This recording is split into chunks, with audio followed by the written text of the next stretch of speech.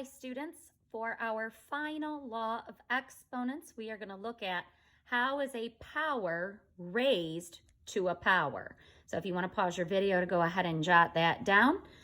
So we're going to look at our last rule here. So finding a power of a power. So it looks like this, the rule, if I have any number represented here by the variable a, and I raise that to a power of m, where m can be any number. And then let's say I take that power and I now want to take that entire power and raise it to another power.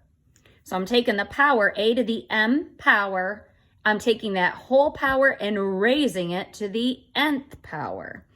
What happens when we do that is we keep the base the same, so our base is going to still stay a, and then we are going to multiply the two exponents.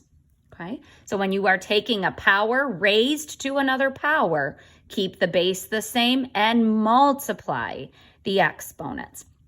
So go ahead and box that in as your law of exponents there, power of a power.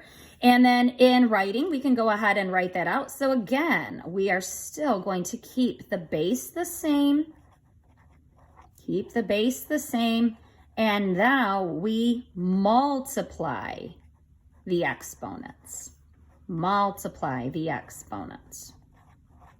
Okay, so we looked at how to multiply powers with the same base.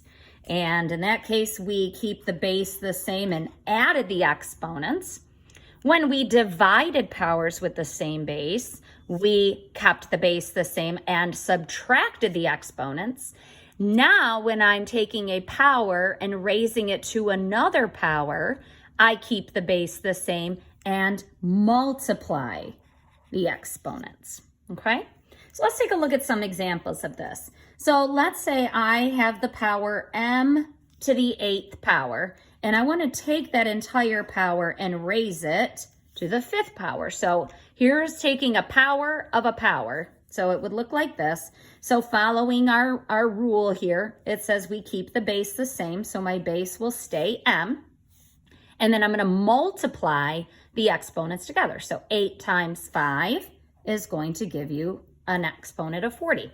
So m to the 8th power, then to the 5th power will be m to the 40th power. And if you think about writing this out, it makes sense.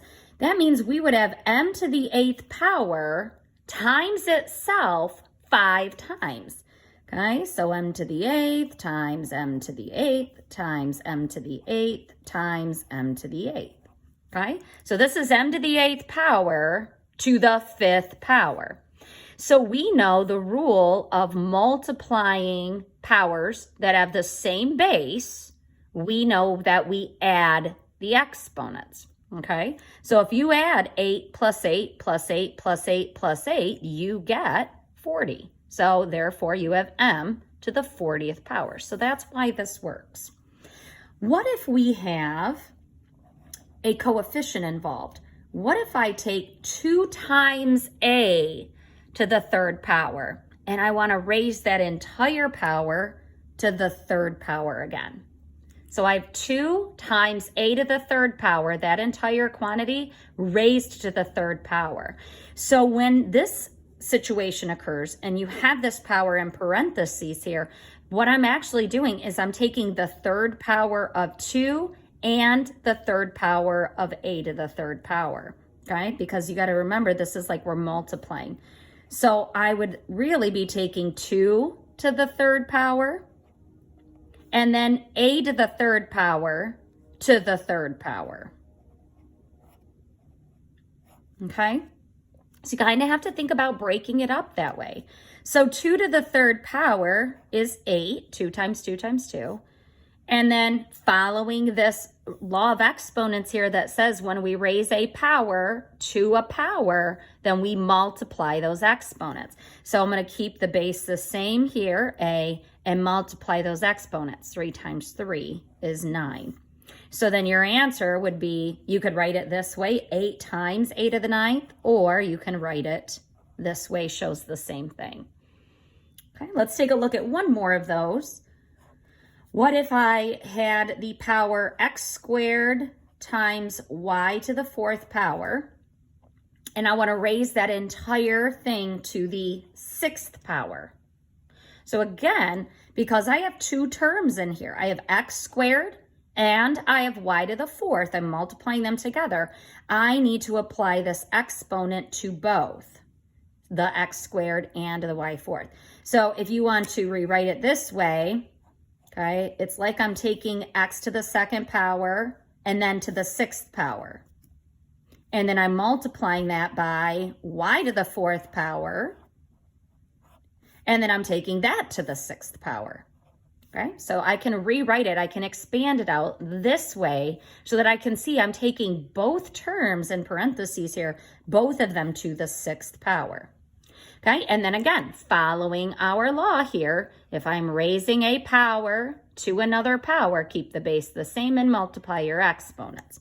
So then this would give me x to the 2 times 6 power, so that would give me x to the 12th power, times y, and then same thing here, I'm taking a power of a power, 4 times 6 is 24. So then my final answer would be x squared x to the 12th power, y to the 24th power. And then that would be your final answer. That would be as far as you could simplify that. Okay, so that is your final law of exponents, multiplying a power of a power. Again, if you have any questions, as always, please email your teacher, and we will see you in the next lesson.